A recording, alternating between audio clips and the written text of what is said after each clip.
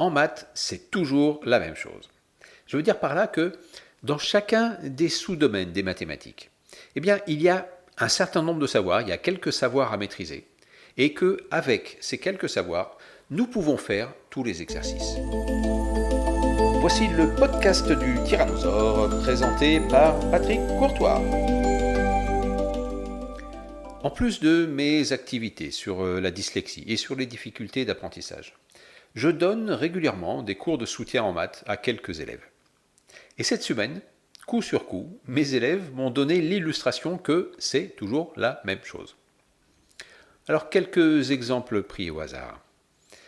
Avec l'une de mes élèves, nous faisions des problèmes sur les fractions. Dans un premier exercice, l'énoncé était « Jeanne prend les 3/5 d'un paquet de bonbons, puis Amélie prend le tiers des bonbons restants, et puis la dernière copine, dont j'ai oublié le nom, récupère ce qui reste dans le paquet. » Voilà l'énoncé. Et la question, bien évidemment, c'était de savoir combien chacune a de bonbons. D'où, je vous passe les calculs, mais un certain nombre de calculs avec des résultats. Et puis, nous faisons un autre exercice. Et dans cet autre exercice, il est question d'un fabricant de tracteurs qui envoie 3/5 de ses tracteurs en Espagne, et puis 2/3 de ce qui reste en Italie, et les derniers à Paris. Eh bien, si l'on regarde bien ces deux exercices ont exactement la même forme. Ils ont même tellement la même forme que les résultats sont numériquement identiques. Donc c'est ça que je veux dire en disant que c'est toujours la même chose. Parce que si on sait résoudre le premier, eh ben, le deuxième, il est pareil, il n'y a même pas besoin de refaire les calculs. Un autre exemple. Avec un autre élève, il était question de prouver que des points, A, B et C, peu importe, que certains points, 3 points, étaient alignés. Donc mon élève a réussi à calculer, à démontrer que ces points étaient alignés, à faire la preuve, avec une certaine stratégie pour y arriver. Et puis le deuxième exercice, nous commençons le deuxième exercice, il fallait prouver que les points A, C, E étaient alignés. Bon, donc il a refait une démonstration. Et encore une troisième question, et puis une quatrième question, dans le même style exactement, montrer que ce point-là et ce point-là sont alignés. Ici aussi, bien que ce soit à chaque fois des points différents, en fait, le principe de résolution était exactement le même. Voilà, il fallait juste changer les noms des points pour avoir le même type de raisonnement. C'est toujours la même chose, avec juste quelques variations. Alors, je ne sais pas si vous vous souvenez de ces jeux auxquels nous jouons en étant enfants, les jeux des ressemblances et des différences. On a 2 dessins ou 2 photos qui sont identiques à 7 détails près. Ou alors, on a des dessins ou des photos qui sont totalement différentes, sauf cette ressemblance, 7 détails que l'on retrouve dans chacun des 2 dessins, dans chacune des 2 photos. Eh bien, j'en arrive à penser que pour résoudre un problème de maths, d'une certaine manière, nous jouons également au jeu des différences et des ressemblances.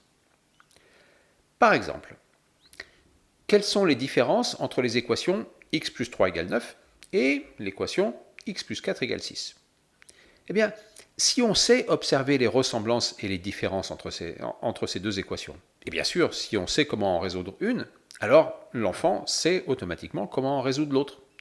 Parce qu'en fait, ces 2 équations, x plus 3 égale 9 et x plus 4 égale 6, ont exactement la même forme.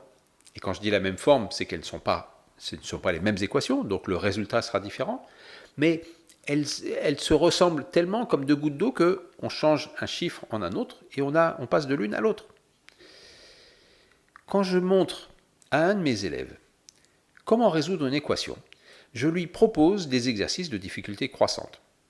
Quand il y a une addition, ou alors quand c'est une soustraction, quand c'est une multiplication, puis quand on combine 2 opérations, etc., etc. Et je fais ça, je reste à une étape jusqu'à ce que mon élève ait suffisamment maîtrisé, suffisamment compris, suffisamment interprété, que à chaque fois je lui donne le même exercice. Donc s'il sait le résoudre, c'est la même chose, il n'y a pas besoin d'y réfléchir, on y va. Et c'est seulement après que je passe à l'exercice suivant. Parce qu'une fois que l'enfant a maîtrisé un niveau, Eh bien, c'est seulement une question des choix des nombres que je lui donne dans les exercices à résoudre. Et ça, le choix des nombres, c'est infini. On peut en faire autant qu'on veut. Et c'est la même chose avec toutes les histoires prétextes qui servent à créer des équations et à résoudre des équations. J'appelle histoire prétexte l'histoire que l'on raconte, comme Jeanne et ses bonbons, comme le fabricant de tracteurs, qui n'ont d'utilité que d'amener l'élève à transformer l'histoire en une série d'équations et puis ensuite de résoudre l'équation. Parce que calculer combien il y a de bonbons, ou combien il y a de tracteurs, ou combien il y a de personnes, ou combien il y a de microbes, peu importe, tant que la forme du problème ressemble à un problème connu. Alors, voici mon conseil du jour. Eh bien, avec votre enfant, faites-lui faire des exercices de maths plutôt que de répéter encore et encore et encore les leçons.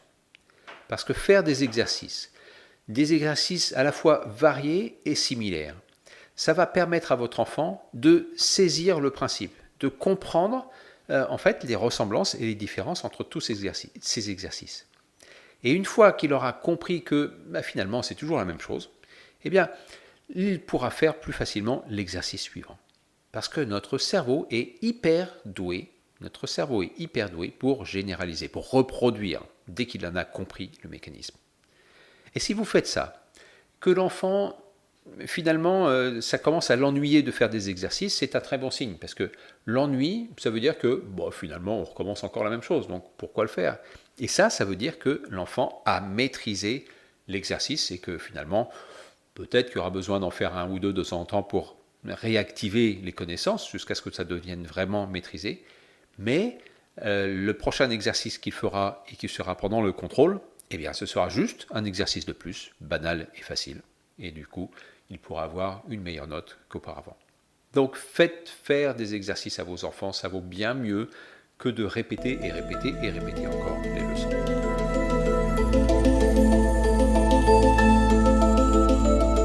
Si ce podcast vous a plu, partagez-le. Mettez un petit cœur ou un j'aime et écrivez un commentaire, j'y répondrai. À la semaine prochaine pour un nouveau podcast.